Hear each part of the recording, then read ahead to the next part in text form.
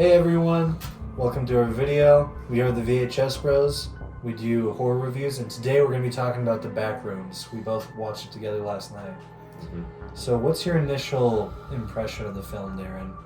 Yeah, as someone that's a casual Backrooms enjoyer, I would say it was pretty good. Like I really Yeah?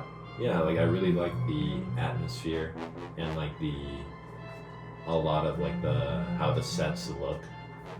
So I really like how it visually looked. And it went really quick.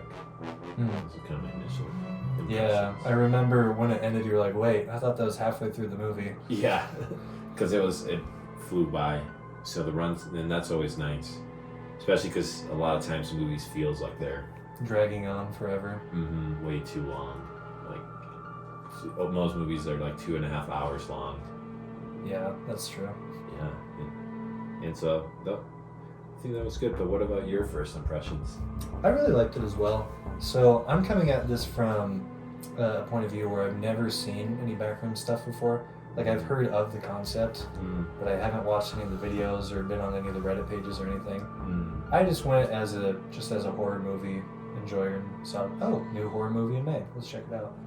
So I was impressed. Thought it was a fun concept. As a newbie, I was able to understand the concept and what was happening. Yeah. Which I was a little worried. A lot of the movie might go over my head, and it could just be a bunch of Easter eggs like Five Nights at Freddy's 2. Yeah, but no, it was really good. Did a good job of balancing that. Yeah. Of still being its own story. Because I hadn't seen any of the King Pixel stuff either. Of any of those videos that he came up with before. But I have been dabbling in the Backrooms, a little bit of the lore of the WikiHow stuff. But yeah. So in terms of being a faithful adaptation to the original concept, how well does it work in that regard? Well, I think it's pretty accurate, really, really close to it. Just because in the original 4chan post mentions how clipping through the wall, and if something hears you, beware. So I think that part, but it's such a vague thing. It was such a vague idea and had very little, basically had all the room in the world for growth, meaning that you could take it anywhere, which is what happened. So that's why it's I don't even know how it works or how you add to the lore or stuff like that, or if I can just go in now and add something, or if you have to be a member of some Discord. I don't know, but sure. But yeah, it's definitely a lot. I would say his version of it, it's as good as any, I guess, because it doesn't make sense. It's kind of not supposed to make sense.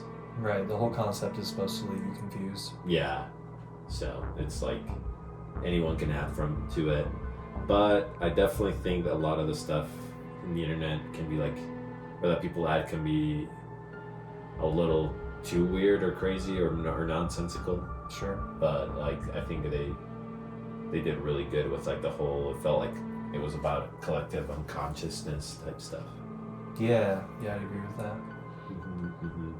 But I guess when we talk about the quality there, the overall quality, but when it comes to the story, what did you think of the story? Yeah, I thought it struck a really nice balance, because when I started the film and we were introduced to the concept, the thing I was most afraid was going to happen was they were going to explain everything, and that was going to totally subvert why it was scary and interesting. So you have that opening scene where you just have a random scientist guy running through the back rooms, and he's like, "Oh, it's coming after me! Someone, please come get me!" Yeah. And I was on the edge of my seat during that scene, and I thought, wow, that was good. But then as it started, rolling with the actual story, I thought, oh no, are they going to explain everything that just happened here? That's the worst thing you could do. Yeah. But they didn't. They explain a little bit conceptually, these are mysterious backrooms that no one knows how or why they're here.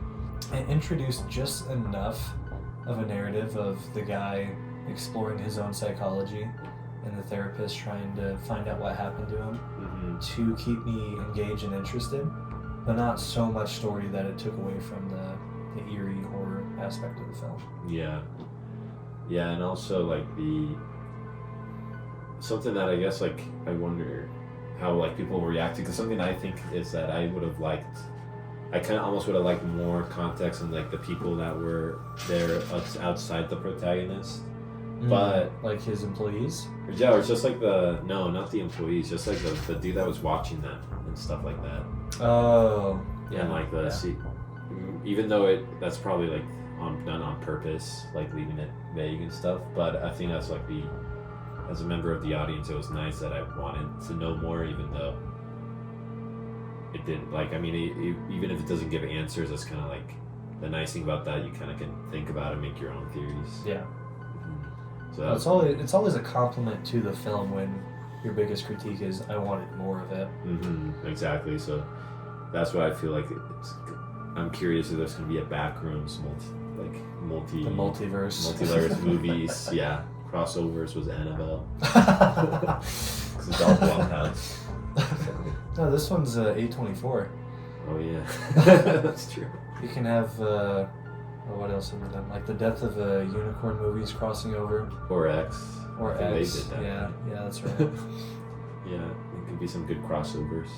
I'm excited for the potential. Yeah. The monsters assembling. I mean, yeah. Well, I mean, because you can pretty much do anything with this type of like premise. Yeah. You can introduce all sorts of wacky stuff in there. Yeah. Because the great thing about it is like, it's meant to be weird, and so anything really could make sense within the context of it. Yeah, which is also what can make it really bad when you look into the stuff that anyone can add, like from the internet. That's where you see also. There's a lot of it garbage. Yeah, which is natural because it's like anybody can add stuff. It's like, so it's just like any sort of social media. Like not everything's gonna be gold. I gotcha. But so continuing on with the story, how do you feel about the main characters that we did get fleshed out? Like what was his name, Clark and Mary. Mary, yeah. I needed you to remind me there with the names. Well, I like Clark a lot. I think he was pretty like relatable, kind of like loser type, down on his luck. When you say relatable, does that mean that you would come to love the Backrooms? No. Relatable in the sense of like, like just stuck in the same job type deal, like just 9 to 5, or I guess not, but just like obsessed with like the job. But then also, I mean, he's not like he has a lot of crucial flaws. Yeah. But I guess kind of like what I think at the end of the day, I feel like he doesn't really go through much of a realization other than, I mean, and then it kind of like halts. But I think he's like a great way to like explore the Backrooms. Yeah. Like, I think that's also a big point of his character arc is he's unwilling to change. So it's just him officially realizing, nope, I don't want to change. Yeah. Which I thought was interesting and really well done. And yeah, so I liked him. And then Mary, like, I feel like I was kind of more like neutral towards her. I can't say I have too much feelings about her, like one way or the other. But I mean, yeah, she was like, of course, good as like to follow towards the end of the movie. Yeah, I'd agree. I think Clark was my favorite character as well, just because he had a lot more personality. Like seeing him do that commercial where he was dressed as the pirate was a lot of fun. Yeah. You didn't see Mary doing anything. She was just kind of the therapist, which is meant to be a little more stale. Yeah. So it makes sense that Clark was more engaging.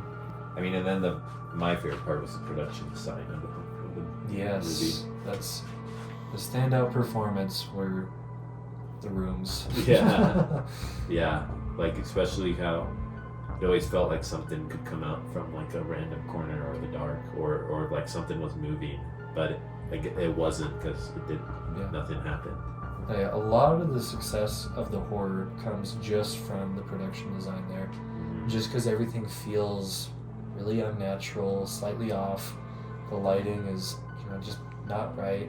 Yeah. And so just because of the way it looks, it elicits a lot of kind of creepy responses. And also, like, I like that they showed the pool rooms, and well, there's more like Easter eggs. Is the pool room like one of the more famous ones? Yeah, kind of. It's kind of like a genre. There's a sub like basically it's just like rooms with pools, and there were quite a few of those. What about the Christmas tree room? Was that a specific room there? Yeah, I've seen that in like different backroom levels. I guess it's like the room where like the movie takes place, like the first one and the famous one for Forrest Gump is considered level 0, and then there's just like from level 0 to a gazillion whatever levels. But that's not. I don't think that's how like King Pixel's Dolores kind of works. But that's kind of how like the one that everybody can contribute in. And one of the. And so yeah, each level's different. I don't even remember what my point was. But, yeah. I was asking about the Christmas tree room. Oh yeah, there's a level that has a Christmas tree. Yeah, that was my point. Were there, so in the Backrooms videos originally, do they have the creatures like the pirate or the dude in the Hawaiian shirt? Not those specific ones. Oh, well, maybe the caveman one. I think that is kind of something from the King Pixel videos. And then, of course, there's people in the hazmat suits. Definitely is. And then there is like an entity. Well, there's supposed to be like an infinite amount of entities, but like in different levels and stuff. And some are like nice, some are scary and stuff. But yeah, there were entities in like the old King Pixel ones. There's one that's all wiry looking and has like a camera face or something. And then there's other, typical scary stuff, like Pinhead. Wait, is Pinhead actually in the? Well, not the not Pinhead from Hellraiser, No. just Pinhead from. There'd be a fun crossover. Yeah. I was impressed with. They had a pretty low budget, only less than $10 million, but it looked totally convincing throughout. Yeah, it did. And like I don't know what was the ratio of like CGI and like practical effects. Well, if they used much CGI, I couldn't tell. Yeah, must have been like. I think a lot of those rooms were actual sets too. So. Dude, you have that bit in the middle where it switches to a handheld shaky cam. So for 15 minutes or however long it is, it suddenly becomes a found footage film. And normally I'm not huge on those. I really like the 10 Cloverfield Lane. I thought it used that pretty cleverly. But oftentimes when you get to found footage stuff, it's just an excuse to have a really crappy camera and have low budget things happening. Yeah. But I feel like this movie used it to terrifying effects, where the low grain quality made it so that you couldn't quite tell what the thing that was chasing them looked like.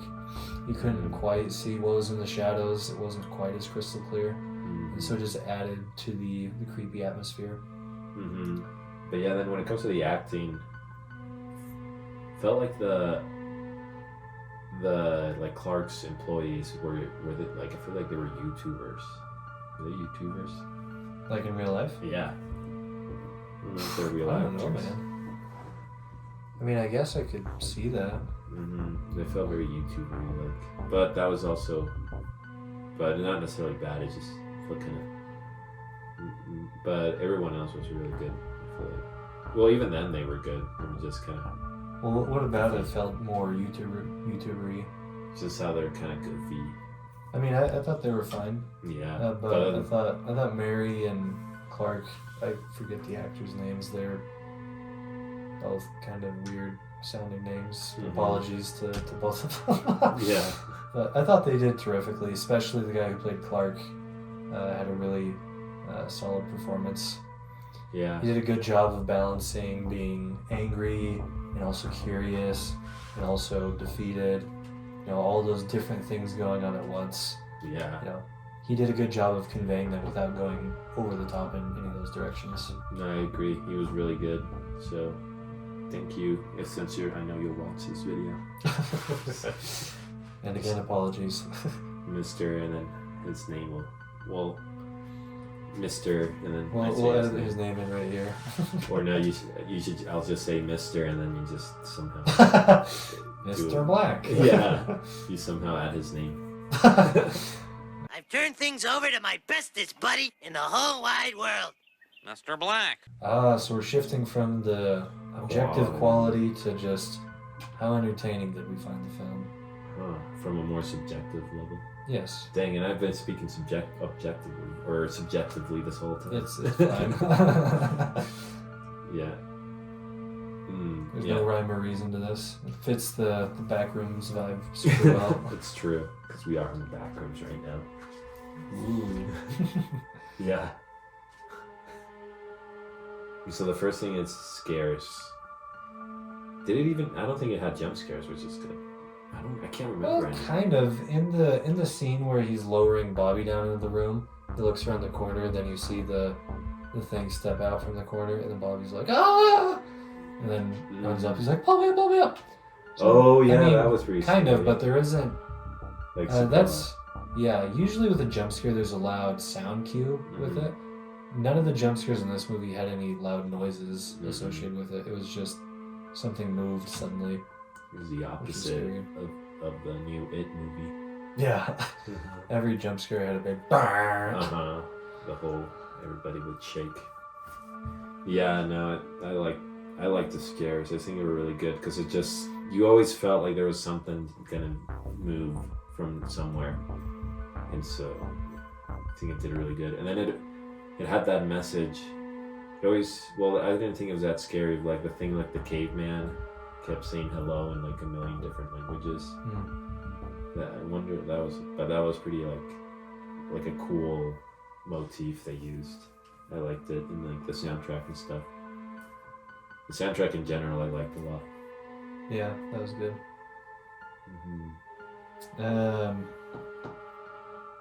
What was I gonna say? Oh, as far as scares, like you said, there weren't a ton of jump type of moments, but I really liked how it just built an atmosphere of dread and creepy stuff. A lot of the scary stuff just came from what was on the scene, what was suggested, what was left for your mind to fill in the blanks with. So you could see there was stuff around the corners oftentimes, but you never knew what it was necessarily. And even when you did see some of those things, you didn't quite know what it was up to or why it was there, what its goal was.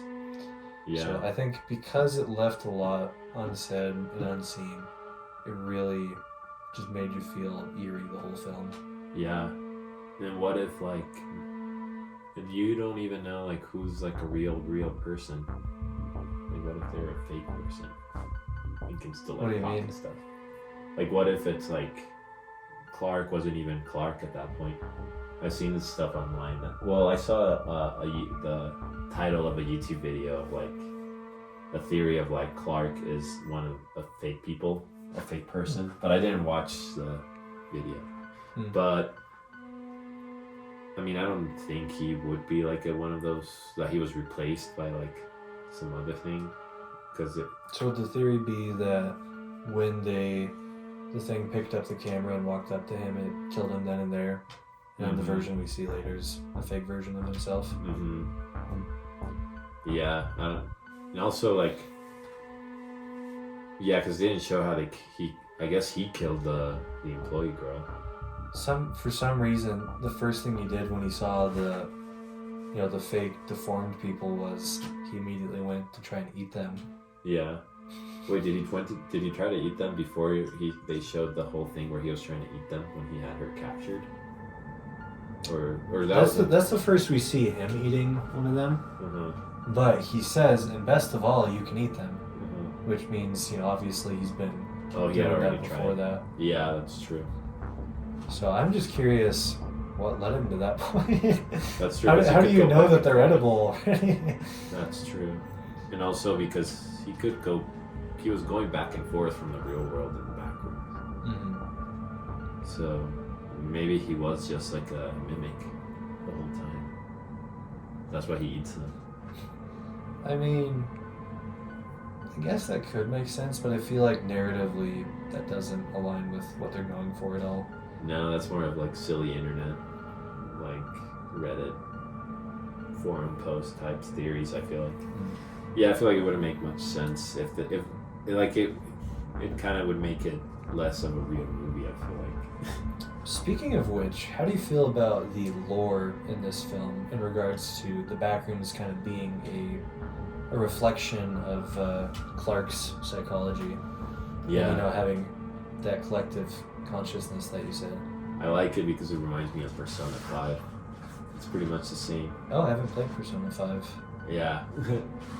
Yeah, like there's this thing called Mementos, and it's like the world you keep kind of like going for when you're grinding in between the main dungeons, but it's also like part of big part of the plot, but it's a collective unconsciousness of just everybody. And but so that's kind of why I thought of that. And then, well, they kind of mentioned in the movie that I think, and the fact that it showed stuff that was like missing posters and stuff like that, which would be something that would just be like something general people would see, but misremembered. And also, you noticed how like it would show like all the stores and stuff they went to throughout the movie in the back rooms. Yeah. But they were all weird because they were misremembered. So. Yeah, the backwards stop sign as well. Yeah. So either the backrooms is like more of something like that, or it could be a Silent Hill type thing, where it's like each person sees a thing it's only meant for them. But it could also be a thing where, but the pirate, like Mary saw the pirate, and everyone else saw the pirate. So it wouldn't be exactly like Silent Hill. Maybe it'd be like, because in Silent Hill, like people see different monsters and stuff. So maybe in this one, everyone generates their own monster that everyone can see. Yeah. So, but it's kind of nice that the movie doesn't tell you, because then you can kind of theorize. So it's like the opposite of the Joker movie. How I had those awesome theories that made sense, but then the sequel. Oh, you mean? Oh, that's what you're talking about. That he was That just never crazy. happened. What are you talking about? Yeah, the sequel ruined it though. No, I felt that way with Insidious Chapter 2. I don't think you've seen those movies. The first one leaves a lot up in the air, and then the second one answers everything, and it's like, dude, why? Yeah. They avoided that pitfall in this one. Yeah. So you still had all that mystery and intrigue that kept everything still creepy. Hopefully they explain it in Backrooms too. Resurgence. Yeah. Revelation. No, I enjoyed the psychological angle of it, where when you started to dive into that, it wasn't quite as creepy, but it was still morbidly fascinating and didn't ruin everything you saw up until that point. Yeah, that's true. So it kept it intriguing in a slightly different way.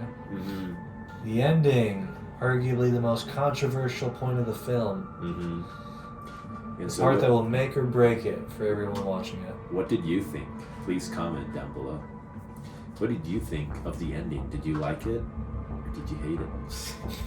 Well, but what did you think of it? I was very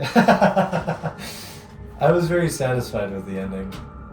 Like I said, so what happened, she's getting chased by the pirate, and then the guys in the hazmat suits show up and Save her. grab her. Don't know what was in that gas, but the pirate didn't look to be in good shape afterwards. It's all part of the wiki lore. That's when Reddit starts controlling the plot. That's why you leave that stuff out.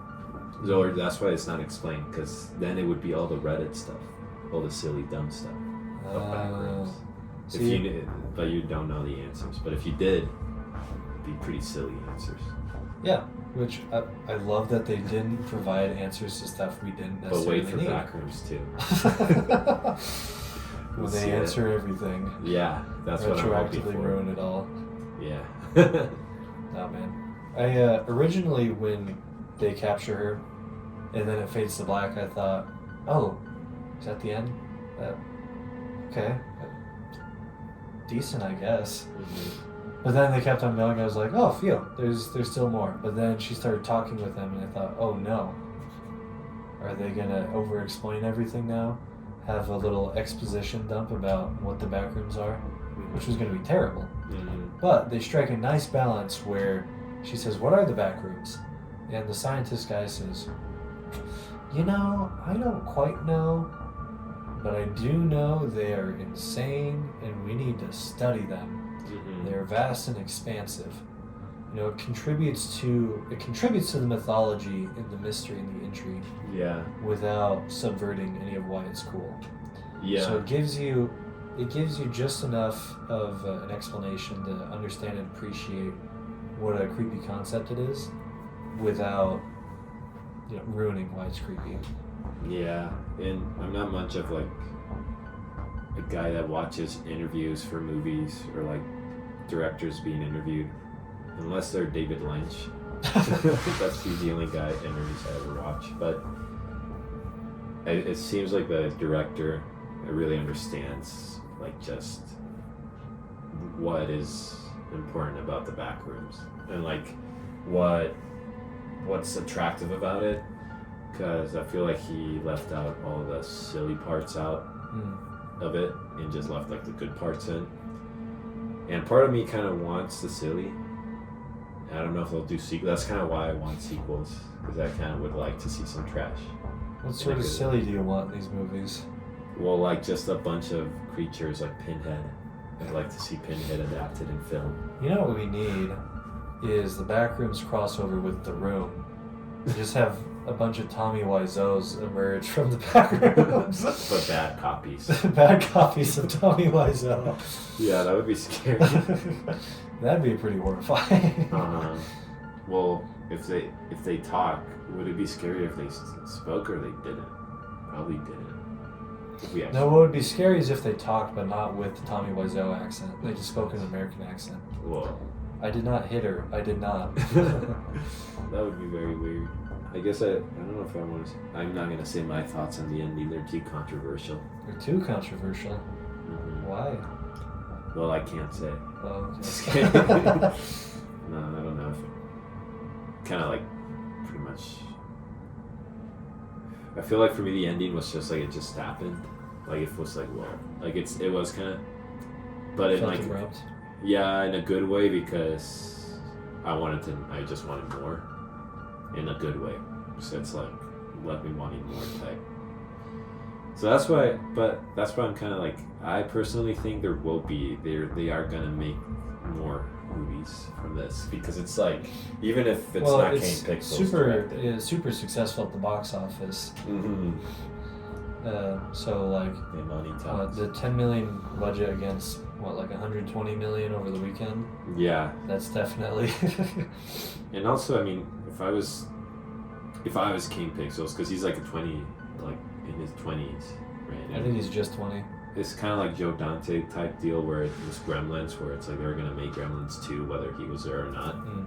So if the studio types, well, I don't even know if he wants to do. He could want to do 10 of them for all I know, because I don't know any of what he's like. But if he doesn't want to do any sequels, which I don't know if he didn't, it'd be better for him to do it than some other random dude that doesn't know about it or would not be able to strike that balance. But at the same time, I'm sure there's plenty of people that could do good with it, as long as they don't make like the American Horror Stories. Now that we've discussed the film in detail, the time has come for us to give an overall score of the film. For me, my score is a combination of how I feel overall quality is and how my overall enjoyment is. I'd say out of 10 stars, I would give this film a solid 9. Very phenomenally well executed. I almost never give out 10 out of 10s, so it would have to have been The Godfather for me to give it the perfect score. Yeah. But phenomenally well done, does exactly what it tries to do, and just every step of the process was really engaging and interesting. It's not gonna be as high as like 9 out of 10. That just because I guess like my way of grading movies is more. I don't really like to rate movies 1 to 10, but usually the way I see it, like a 10 out of 10, it's just kind of like the most movie that I want to rewatch, that I'm willing to rewatch, or most complete movie. But even then, it's just a super personal preference. So it's like, but for this one, I'd say it's like a super solid, like, I'm between 6 and 7. Why did you do this? You shouldn't have even referenced it. You did. No, I didn't do it on purpose. It's legit like a 6 or a 7. I'm thinking I'm in between 6 or 7, but I'll just lean on 7 because it is really good, actually. Because if you think about it, I don't know how you could make this type of movie any really better. Yeah. I just feel like the concept of it is inherently not the most ideal for a movie. Yeah. But like it's still awesome that they did it, and I don't think you could do it any better with the concept. So in that sense, if I'm grading it from a 1 to 10 of like, if you tell me like a Backrooms movie, 1 to 10, this would be a 10 out of 10 in that sense. Like this is As good as a Backrooms movie could be. Yeah, because that's how I grade my favorite movie of all time is RoboCop, and it's like 10 out of 10, and it's like the 10 out of 10 for if you had to make a movie about a robot cop. And Yeah, so sure. if you have to make a movie about Backrooms, 10 out of 10. But I guess overall enjoyment, I would say like a 7 out of 10. Just because this type of stuff, I guess, is more something I enjoy in like a more... Not as often. Or more the nonsensical stuff that you can't really make in a movie. Like, it'd just be stupid, but it's kind of like the stuff I enjoy of the Backrooms, but you can't really make that in a movie, I feel like. That's Or right. maybe you should, or maybe someone should. But yeah. Maybe you can be the one to do it. Yeah, but yeah, alright. Backrooms Vengeance, coming to you soon by Darren.